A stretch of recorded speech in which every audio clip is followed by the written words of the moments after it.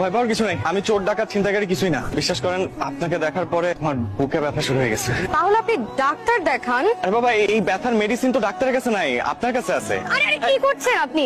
আমি অয়ন, নাম্বারটা সেভ করে দিলাম। আপনার যদি কোনোদিন মনে হয় যে আপনি আমার ব্যথার মেডিসিন দিবেন, তাহলে আমাকে একটা ফোন দেন।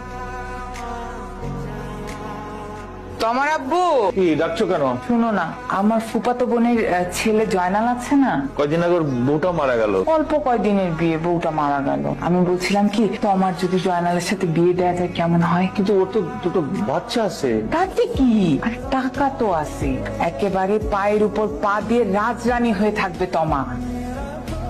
ওকে, এত সকালে? আমি তমা। তোমাকে আপনার কি বুকে ব্যথা এখনো আছে নাকি চলে গেছে? আছে, ব্যথা আছে, অনেক ব্যথা।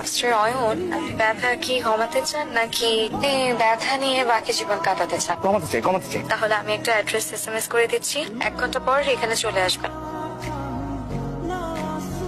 আমি বাড়ি থেকে পালিয়ে আসছি। পালিয়ে আসেন কেন? সেই কথা না হয় পরে বলি। বাসা কোথায়? 13 নম্বর সেক্টর, 4 নম্বর রোড। আসেন। কোথায় যাচ্ছি? ওঠেন, তারপর বলতেছি। আসেন।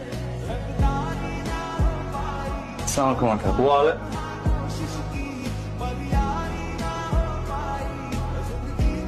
তুমি এখানে